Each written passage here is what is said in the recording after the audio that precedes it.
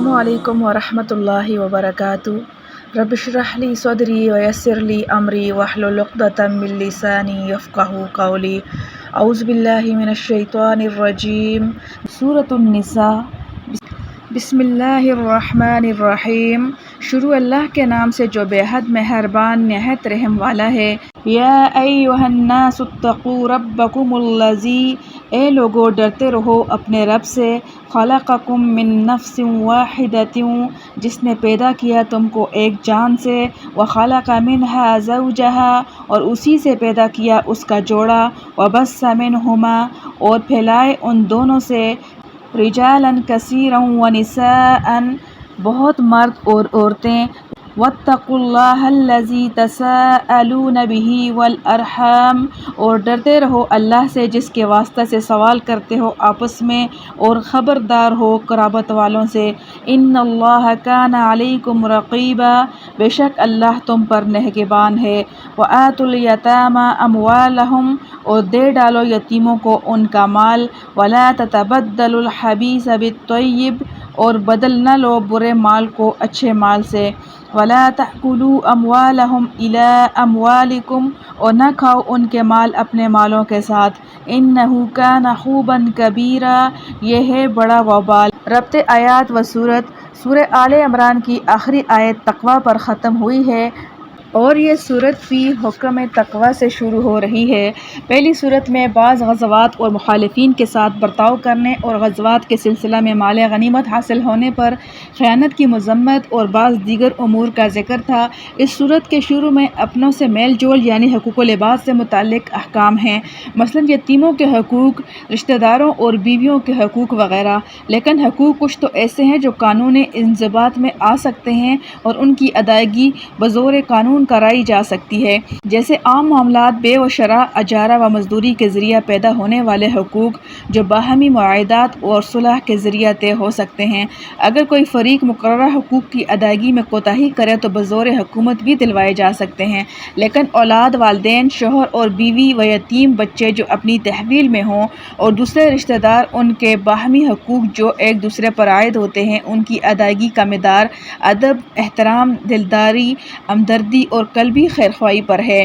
اور یہ ایسی چیزیں ہیں جو کسی کانٹے میں تولی نہیں جا سکتی اور معاہدات کے ذریعے بھی ان کی پوری تعین مشکل ہے، لہٰذا ان کی ادائیگی کے لیے بجز خوف خدا اور خوف آخرت کے کوئی دوسرا ذریعہ نہیں، جس کو تقوی سے تعبیر کیا جاتا ہے، اور حقیقت میں یہ تقوی کی طاقت حکومت اور قانون کی طاقت سے کہیں زیادہ ہے۔ اس لیے اس سورت کو امر بالتقوی سے شروع فرمایا اور ارشاد ہوا، یا ایھا الناس اتقوا ربکم، یعنی اے لوگو اپنے رب کی مخالفت سے ڈرو، اور شاید یہی وجہ ہے کہ حضرت صلی اللہ علیہ وسلم اس آیت کو خطبہ نکاح میں پڑھا کرتے تھے، اور خطبہ نکاح میں اس کا پڑھنا مسنون ہے۔ اس میں یہ بات بھی قابل نظر ہے کہ خطاب یا ایھا الناس کے ذریعے فرمایا گیا ہے، جس میں تمام انسان شامل ہیں، مرد ہوں یا عورتیں، اور نزول قرآن کے وقت موجود ہوں یا آئندہ قیامت تک پیدا ہوں۔ پھر حکم اتقوا کے ساتھ اللہ تعالیٰ کے اسماء الحسنی میں سے لفظ رب کو اختیار کیا گیا، جس میں امر تقوی کی علت اور حکمت کی طرف اشارہ فرما دیا کہ جو ذات تمہاری پرورش کی کفیل ہے اور جس کی شان ربوبیت کے مظاہر انسان اپنی زندگی کے ہر لمحہ میں مشاہدہ کرتا رہتا ہے، اس کی مخالفت اور سرکشی کس قدر خطرناک ہوگی۔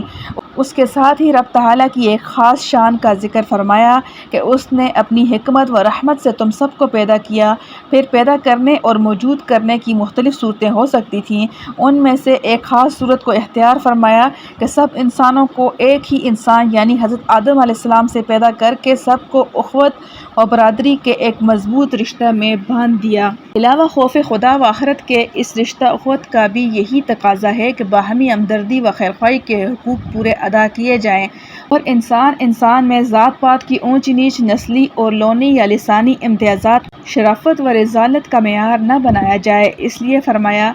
الذی خلقکم من نفس واحدۃ وخلق منها زوجها وبث منهما رجالا كثيرا ونساء، یعنی اپنے اس پروردگار سے ڈرو جس نے تم سب کو ایک ہی ذات سے آدم علیہ السلام سے اس طرح پیدا فرمایا کہ پہلے ان کی بیوی حضرت حوا کو پیدا کیا، پھر اس جوڑے کے ذریعہ بہت سے مرد اور عورتیں پیدا فرمائیں۔ غرض یہ پوری آیت ان احکام کی تمہید ہے جو آگے اس صورت میں آنے والے ہیں۔ اس تمہید میں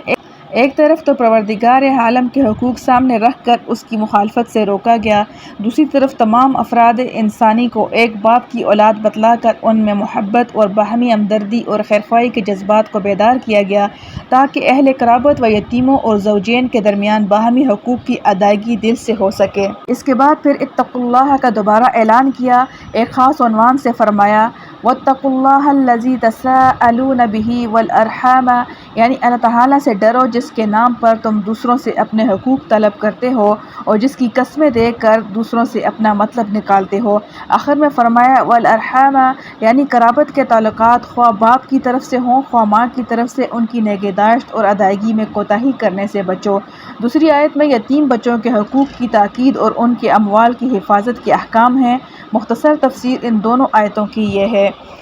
الحمدللہ حمدا کثیرا طیبا مبارکا فیہ کما یحب ربنا ویرضی۔